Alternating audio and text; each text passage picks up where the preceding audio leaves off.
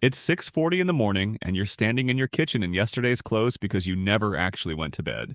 The ticket is sitting on the counter next to a cold cup of coffee you made 4 hours ago and never touched. You've checked the numbers on the state lottery site so many times that you've started distrusting your own eyes, so you check a fourth site, a completely unrelated one, just to see if it agrees. It agrees. $10,000. Not the kind of number that changes your whole life. The kind of number that changes your next 6 months if you're careful, and changes absolutely nothing at all if you're not. You don't tell anyone yet. You sit at the kitchen table with the ticket in a sandwich bag. You read somewhere overnight that sun and smudged ink can void a claim, and you're not taking chances on a piece of paper that's currently worth more than your car. And you wait for a normal hour to call the claims office. By 9:15, you're sitting across from a woman named Renata at the regional lottery office, and she processes the claim in about 20 minutes. No trust structure, no attorney, no private meeting in a back room. At $10,000, you're not that kind of winner. You're just a guy with a ticket and a driver's license. And the whole transaction feels almost anticlimactic, which is somehow its own kind of surprise. She explains the tax withholding on the spot. 24% federal taken automatically because it's over the $5,000 reporting threshold.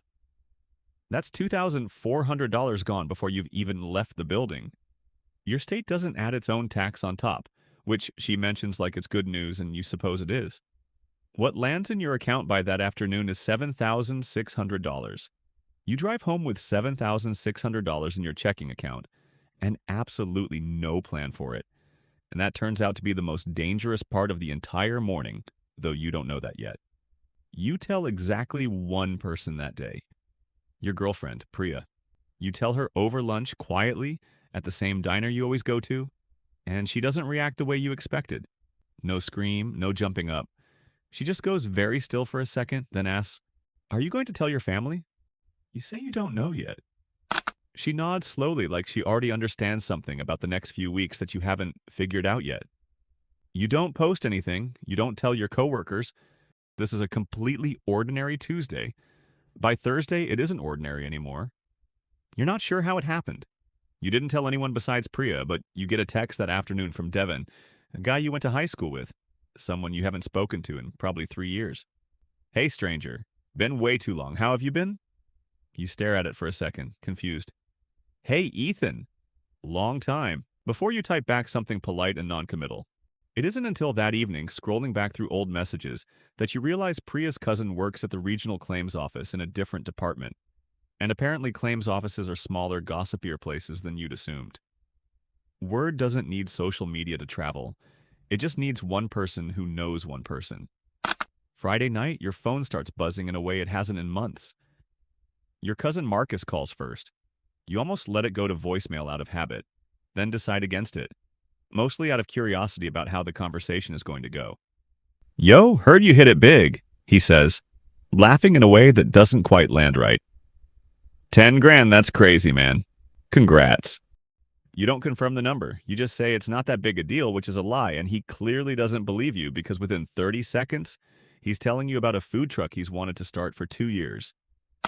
Just needs about $4,000 to get the permits and the used equipment. Could pay you back within a year, easy. You tell him you need to think about it. He says, "Yeah, no pressure, totally," in the specific tone of someone who is, in fact, applying a great deal of pressure. You hang up and sit there for a minute, and something Priya said the night before comes back to you. Every person you tell becomes a decision you have to make. You didn't fully understand it at the time. You understand it a little better now, 4 minutes into a phone call from a cousin who last texted you 11 months ago about nothing in particular. Saturday, your Aunt Denise stops by unannounced, which she has done maybe twice in the last 5 years. She brings banana bread, which feels almost aggressively casual, like a costume the visit is wearing.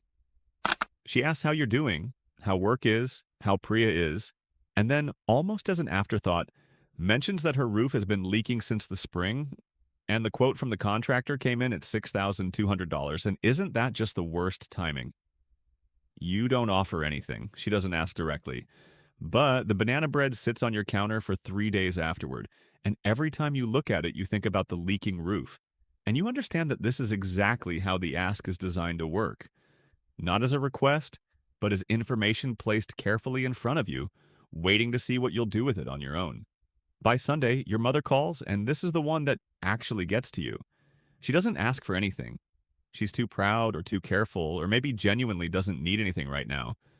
But she talks for almost 20 minutes about your younger brother, Caleb, who's behind on his car payment. 2 months behind, and the dealership has started calling.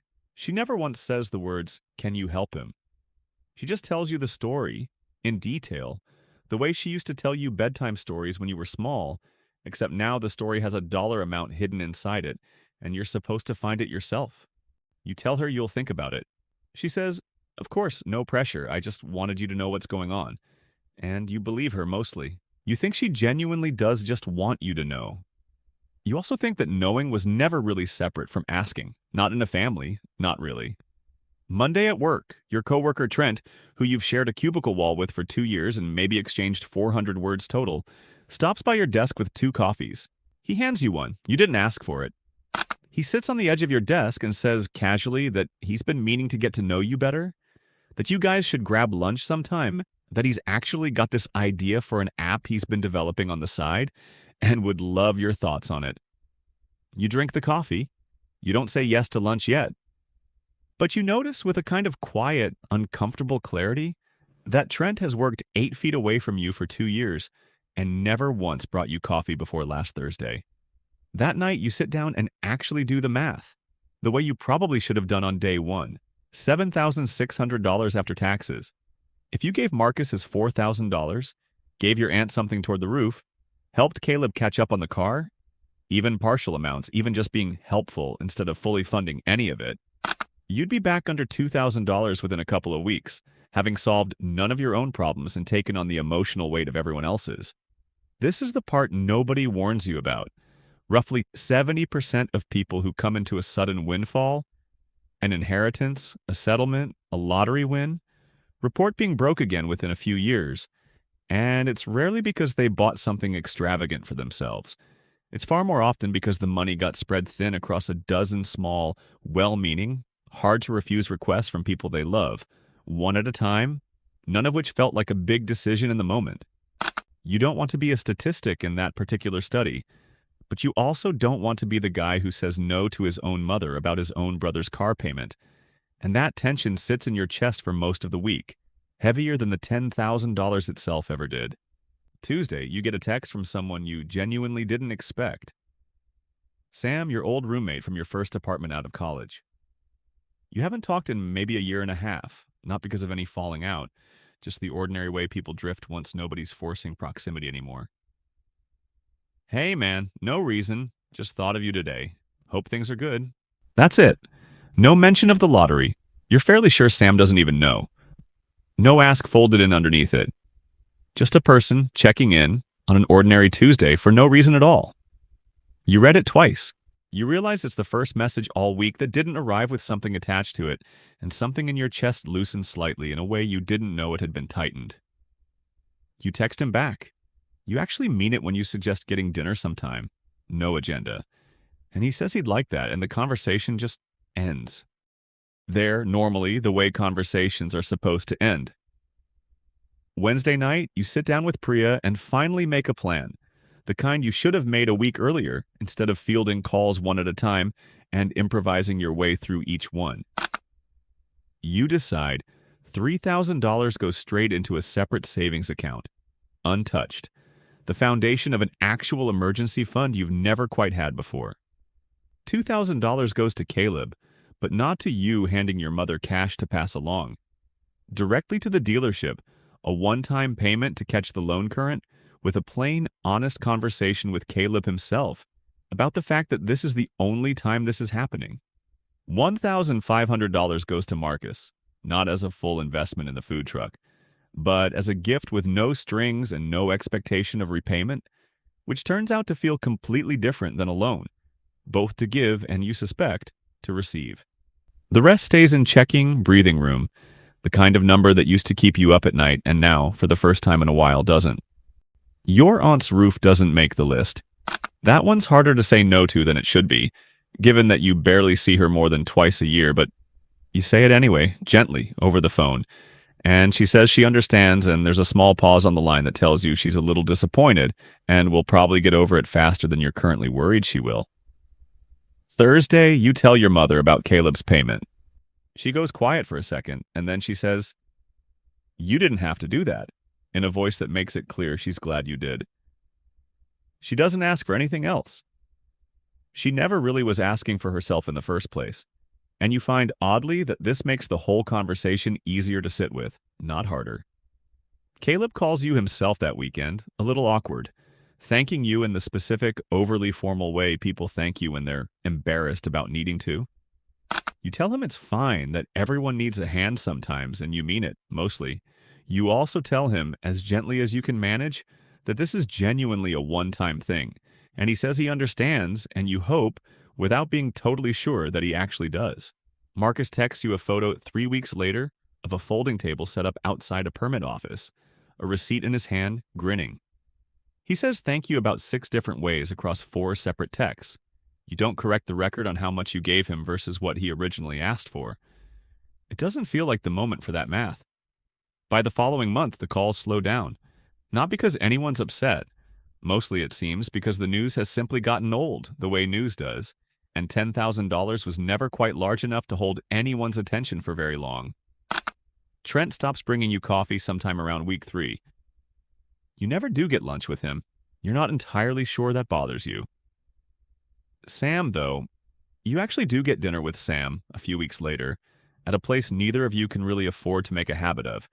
And it's easy in a way none of the other conversations that month were, and you find yourself thinking, on the drive home, that the $10,000 didn't really teach you anything new about money.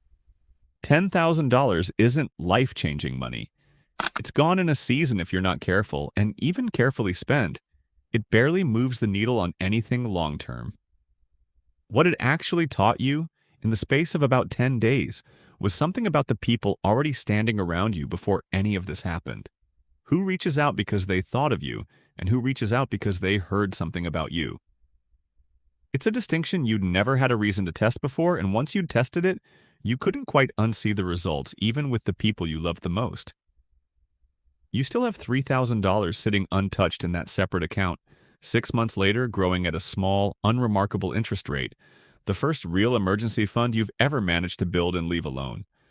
Nobody in your family asks about it anymore. Nobody outside your family remembers there was ever anything to ask about in the first place. And somewhere out there tonight, someone else is holding a ticket up to the light, checking a number for the 4th time, about to find out, much faster than they'd expect, exactly who in their life was always going to show up anyway, and who was only ever waiting for a reason.